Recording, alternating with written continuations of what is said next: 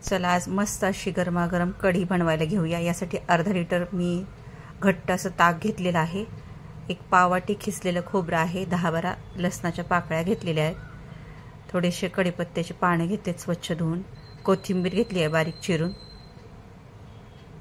2 हिरव्या मिरच्या घेतलेल्या आहेत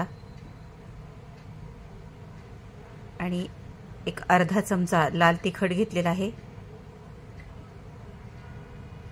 हळद घेतलेली आहे अर्धा चमचा। याची आपण पेस्ट करणार आहोत लसण अद्रक आणि मिरचीची, हे पहा।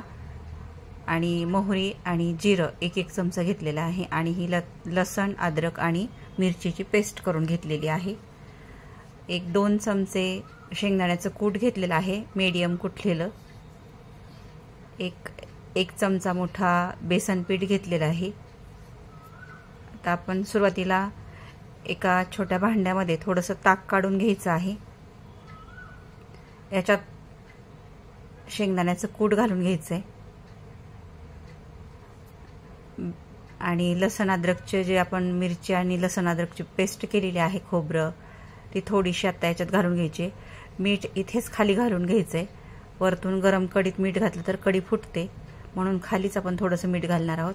बेसन पीठ देखील याच्यात या ताकात ॲड करून घ्यायचं आहे आणि याला व्यवस्थित छान घुसळून घ्यायचं आहे। गाठी सगळ्या फोडून घ्यायच्या त्या सगळ्या घातलेल्या आपल्या सामानाच्या।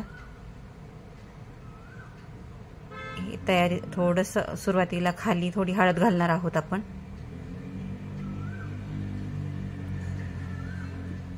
पूर्ण गाठी व्यवस्थित काढून घ्यायच्यात त्याच्यातल्या। एक पॅन ठेवला मी गॅसवरती गरम करायला, याच्यात सुरुवातीला 1-2 पळ्या तेल घालून घेते मी। तेल छान गरम होऊ द्यायचं आहे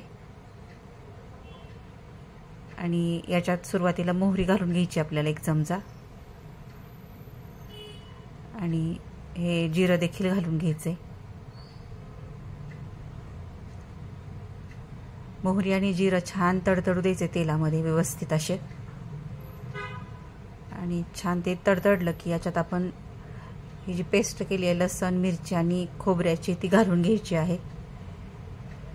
त्याला छान तांबूस रंग येईपर्यंत तेलात भाजून घ्यायचे।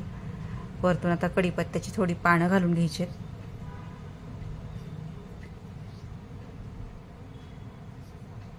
ताक या कढीसाठी आंबट वापरायचं नाही, आंबट ताकाची कढी व्यवस्थित लागत नाही। इथे तिखट तुम्ही आता तुमच्या आवडीप्रमाणे कमी जास्त घालू शकता। मी इथे एक अर्धा ते पाऊण चमचा घातलेला आहे। थोडीशी हळद आता इथे घातलेली आहे। तेलात व्यवस्थित हे सगळं फोडणीचं साहित्य हलवून घ्यायचं आहे। छान फोडणी तडतडली की याच्यात आपल्याला आता थोडंसं हिंग घालायचे,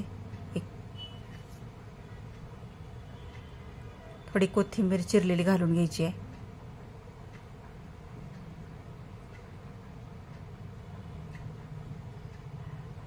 सगळं छान तेलात व्यवस्थित भाजलं गेलं की याच्यात आपल्याला नंतर आता हे जे आपण खाली मिश्रण करून ठेवले ताकामध्ये ते घालून घ्यायचे, फोडणी करून घ्यायची त्याची।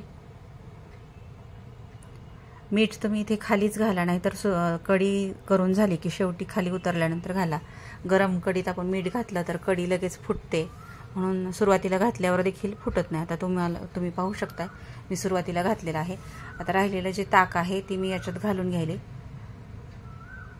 व्यवस्थित हलवून घ्यायचे।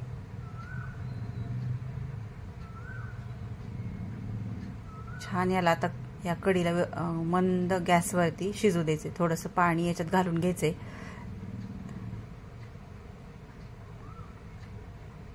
वरतून आता मीठ घालायचं नाही, कारण मीठ घातलं तर कढी लगेच फुटते आपली।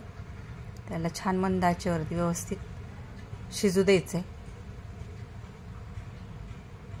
शिजत आल्यानंतर हळूहळू त्याला कढीला कलर यायला लागतो।